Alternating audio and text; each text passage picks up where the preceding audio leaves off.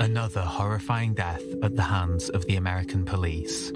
On January the 7th, 2023, Tyre Nichols was stopped for supposed reckless driving. 5 officers pulled him out of his car, tackled him to the ground, and beat him for around 3 minutes whilst yelling expletives. He died 3 days later.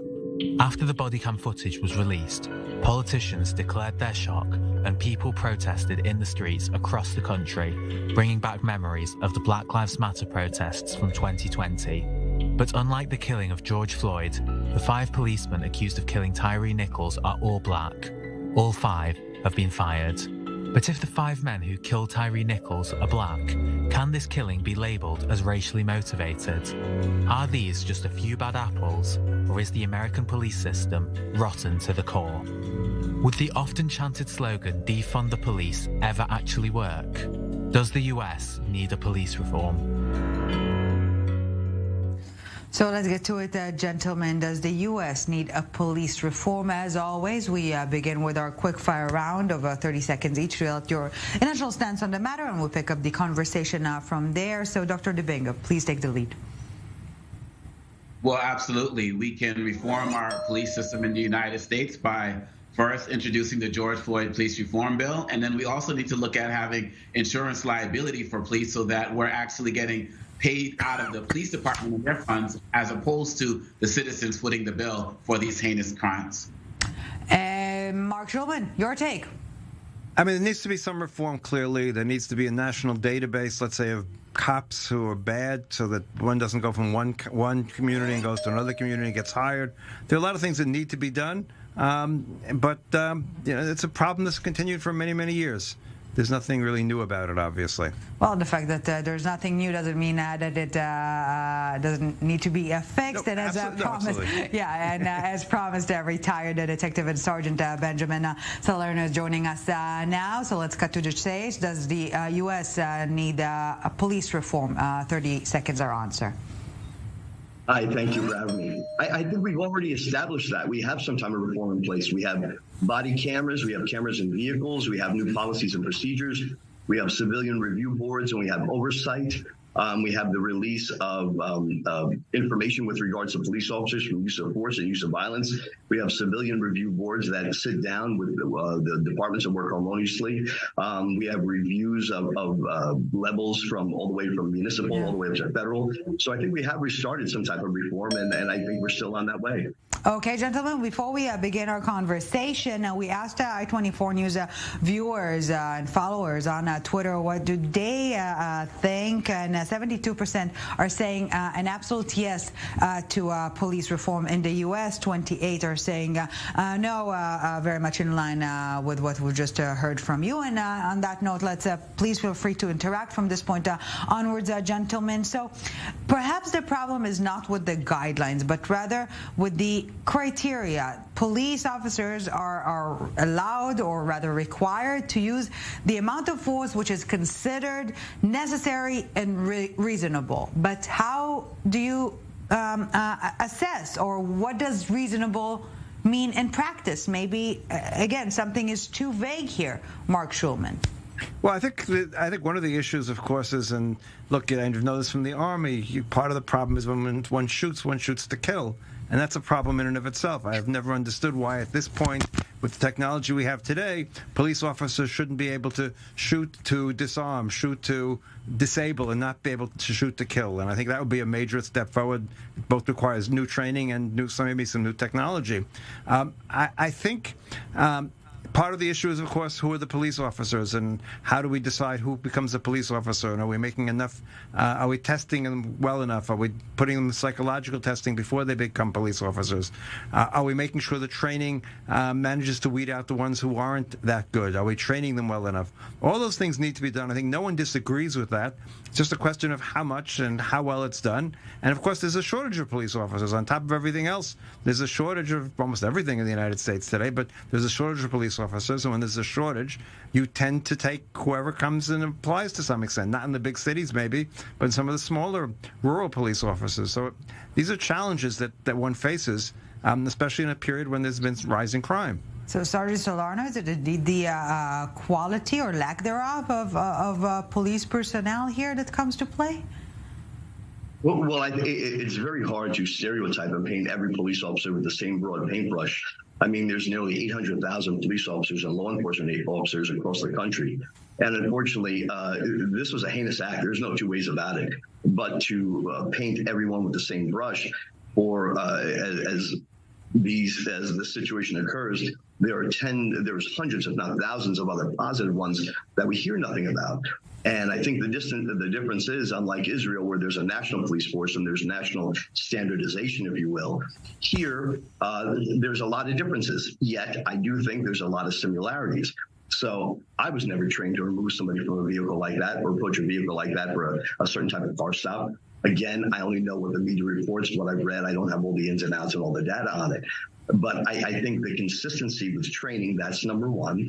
Number two, the other gentleman said, if you use a firearm and you have to resort to that, you do that to stop the threat. You know, it's very easy to say, well, there was somebody chasing somebody with a weapon, and there was a woman and child, and they're moving, and this is not TV, and this is not solved in 30 minutes or 60 minutes as a TV show is. This is reality. So sometimes it sounds good, but it's not realism. And no officer leaves their house at the beginning of the day and wants to do harm. This was I hate to say it, this was a couple of officers that had an issue, and there was some regards to their hiring process. Maybe the hiring process was part of the protocol was skipped. But, that's something that's really looked into. Yeah, but Dr. Dibinga, is police behavior getting worse, or is society getting more vulnerable? What we're seeing now is not getting worse. It's just being recorded.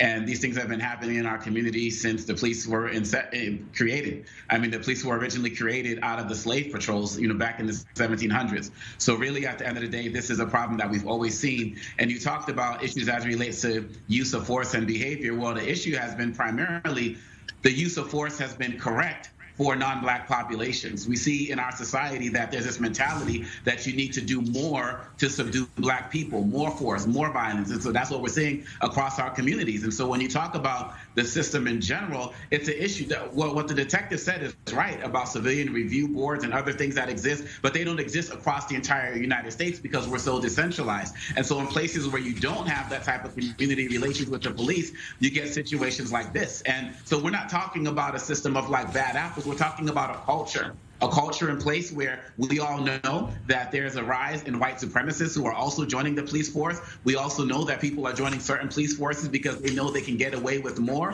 And even when you see what this situation is, Black officers in our community, we've always said it's not Black versus white police officers, it's Black versus blue. It's that culture, it's that blue wall of silence, it's that community that doesn't even report many of the hate crimes that happen within our community. So yes, there are great police officers out there, but when we're talking about a systemic issue, we're talking about a cultural issue, we need to do more work to change the culture from the inside. So no, this is not new. This is just being recorded for the world to see, similar to Rodney King 30 years earlier.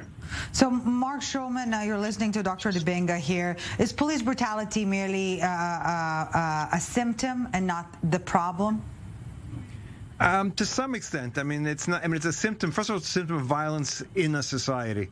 There's more violence in the American society today than there's been in recent years. That's clearly a problem, and it comes to the police as well. And I think we're seeing that. And police violence is official violence that's allowed, so to speak. And that's a real problem, and it attracts people of that kind.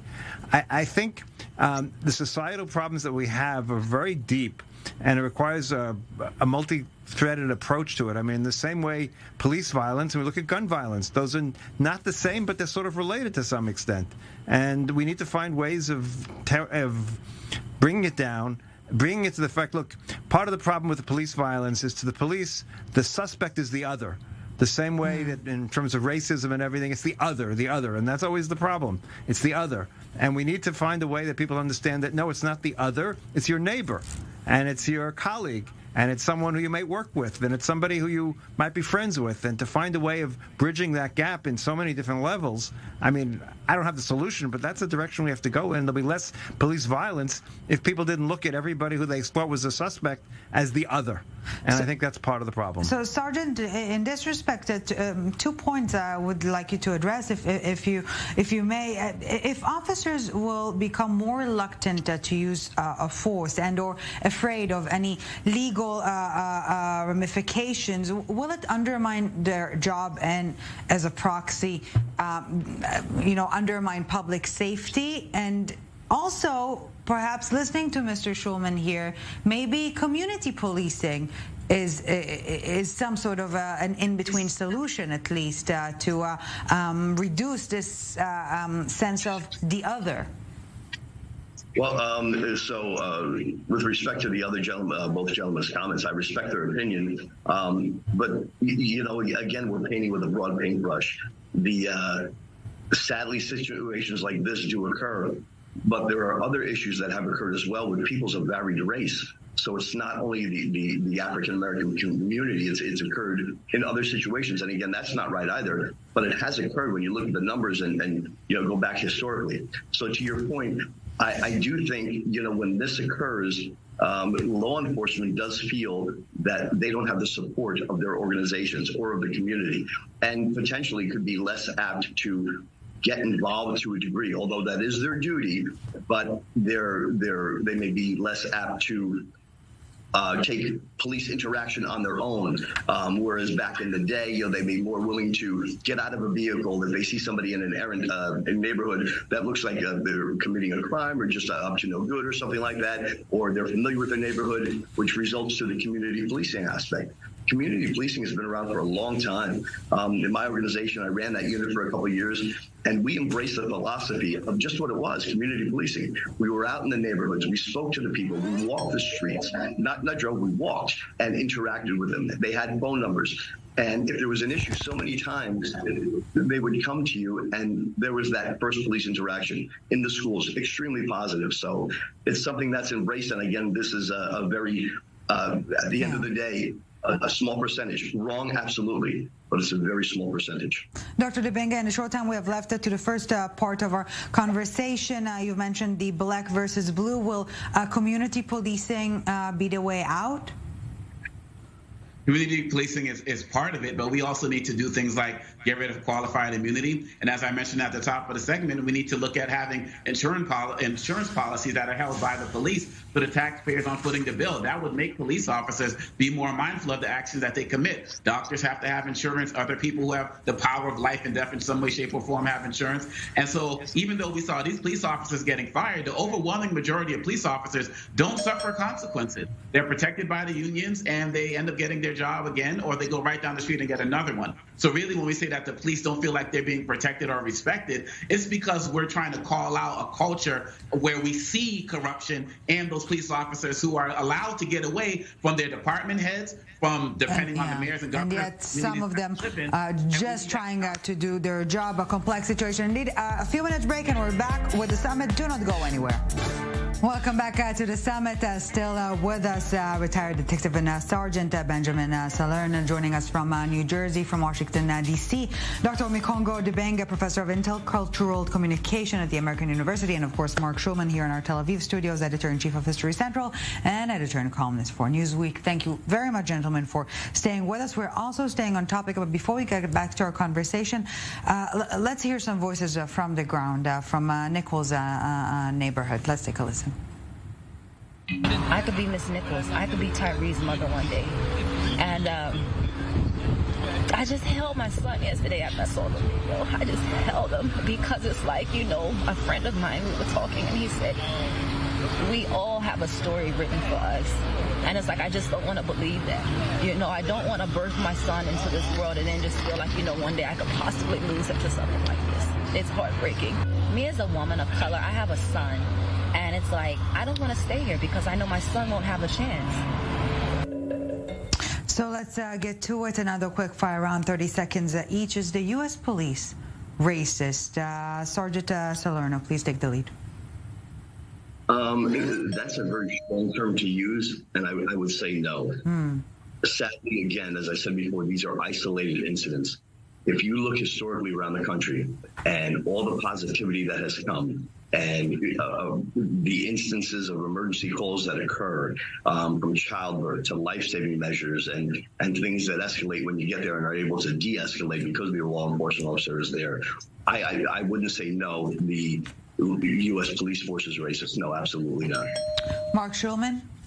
Look, the answer is, are there racist police officers? The answer is yes. The fact that there's one is one too many. I wouldn't say that the police force as general is racist, but there are racist police officers, and some people take the job for that reason. It's unfair to the police to call all of them racist or most of them racist, but we have to find a way of getting the few that are not to be police officers. Dr. Dibinga, your thoughts? It's clear that all police are not racist, but racism is embedded in the system of policing in America. It was created from the slave patrols, and from that instance on, it has been systemically racist. It means that there are systems that have not been dealt with that keep the culture of racism. There's no system or institution in this country that has not been created with some type of ism embedded into it. And for the police, it's racism. And let's feel free to interact from this point onwards. Dr. Dibinga, allow me to begin with you. Can crime be ethically predicted on any level, or is everything and anything will be classified as racist? Did you say ethnically predicted? Ethically. Ethics. What I see is that you get more tension in areas where you put more attention to. So when you look in the United States, for example, with disparities in drugs, like with the crack epidemic in the 90s, you saw that there was black people who were living in, and brown people who are living in inner city communities were doing crack cocaine at the same rates that white people were doing powder cocaine in the suburbs, but more attention was being put in black and brown communities, so you got more arrests. We also saw that the disparities, there was a 1 to 100 ratio as relates to being imprisoned for using crack cocaine versus powder cocaine when the effect was the same. So when you put attention in certain areas, plus when you remove programs in the community like summer jobs and after school programs, you're going to get more participation in illicit activities. That's why during World War II, we had one of the highest delinquency rates in America, because there was not a lot going on for the youth. There was not a lot of supervision. And so we see at the end of the day, when you remove programming and then you infiltrate it with different types of things like drugs and the like, you're going to get more crime. That's just a fact. And that's what we're seeing here. But when it happens in black and brown communities, it's treated like crime, but when it's things like opioid and in other communities, it's treated more like a disease. And we need to get that same type of attention. It needs to be equal, and we're just not seeing that in our society. And Sergeant Salerno, you're listening to Dr. Dibinga here. Is there any in between racial profiling and trying to predict those who are more inclined to crime, so to speak? The term racial profiling has been around for such a long time, and it's such a disgusting word. There's no racial profiling. I mean, again, we would debate that topic because people will say there is. Just like, they utilize different figures and everything else, but it's important when you speak to a point that you should be able to back it up, with numbers and figures and time. With regards to racial profiling, it's not racial profiling, it's intelligence-led profiling. So what we do is, if you're looking for something, if there's a burglary trend or a robbery trend or a narcotic trend, you're looking for the intelligence, the information, the supporting documentation, and then you prepare your units, your force accordingly based on that. The same way you would do an analysis for monetary things, or if you're looking at opening a business, what's the best place to do it? Law enforcement the same way. Look, there's clearly some racial profiling. I don't have an African American friend or colleague who hasn't been stopped driving while black, so to speak, and that exists, and it really does. And I was stopped once in my life for using a cell phone, and it was quite clear that I was using the cell phone. So I mean, that's a real problem. It exists. There is some racial profiling. We need to find ways of ending it. But it's not going to be easy. It's the same problem we have, embedded racism. I don't believe everything is racism in life, and I think we overstate that. But it exists, and we need to realize it. We need to deal with it. and we need to find ways of compensating for it, while at the same time, listen, crime hurts poor communities the most, and it hurts poorer black communities more than anyone else. So the problem is, how do you limit, now, yes, all these other services are the way to go, but in the meantime, how do you limit crime and not racially profile along the way? And it's a difficult challenge that needs to be addressed, but has to be recognized as well. Dr. Dibinga, I can see you nodding in approval, listening to Mr. Schulman. So how do you get out of it? This is a complex situation, and you need a multi-pronged approach. Number one, I'm not somebody who believes in the idea of defund the police, but I do believe in pre-funding the community, meaning that we have to have programs in place that our young people can get access to, that we have to make sure that our schools are places where students can actually feel like they can belong. We need to have summer jobs and other type of opportunities for young people to get involved in. We also need to, as the detective said, we need to have more programs in community policing. We run into a lot of issues because the police who come into our communities don't know the people that they're serving. And so you can never really look at them as people who are like you, and many people within the community look at them as an occupying force. And so when you have those relations, things also start to improve. But when we talk about guns, we also have to look at ways of getting guns out of the community. People can talk about violence in our communities, but in our poorer black communities, we don't make guns. They are brought in from elsewhere, and they are shipped and dumped into our community. So we need to do more to track those and also get them out of our community. So that's what I mean when I say it's a multi-pronged approach. And lastly, when it comes to targeting, we have to understand that racial profiling, they have to stop and frisk in New York, because the amount of black men that were searched by the police was larger than the actual population of black men in New York City, which meant that the same people were getting stopped over and over and over again. So we just have to have an honest conversation about ways that we can start crime. I believe that criminals need to be prosecuted, don't get me wrong, but we need to do more to make sure that crime is not arriving at people's door by denying them opportunities, importing more drugs and guns into the community, and then targeting them for arrest and other types of form of punishment, and then just saying that's just how they do, that's part of their culture. I believe as a society we can do better. And Sergeant Salerno, in the short time we have left, as you all agree that the reform is indeed needed, is it best addressed on the federal or local level?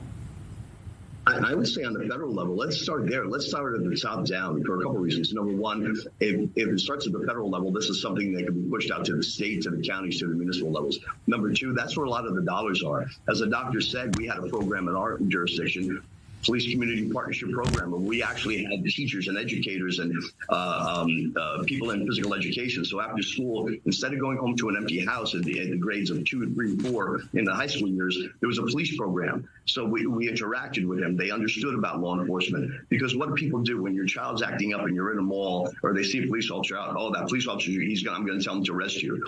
Well, listen, just because you can't discipline your child, why should I? So, and that has happened. I'm sure we've all heard that. So I've been down. I tell the child, it's okay. You got to work with mom or dad, and then tell the parent, hey, listen, I'm not the bad person. Don't advise your child at a young age that because you can't control them. You know, I think it starts at home, then from the federal level on down. Yes, restoring trust first and foremost. Dr. Omékongo Dibinga, Mark Schulman, and Benjamin Salerno, thank you so very much for your time and insight. We appreciate it.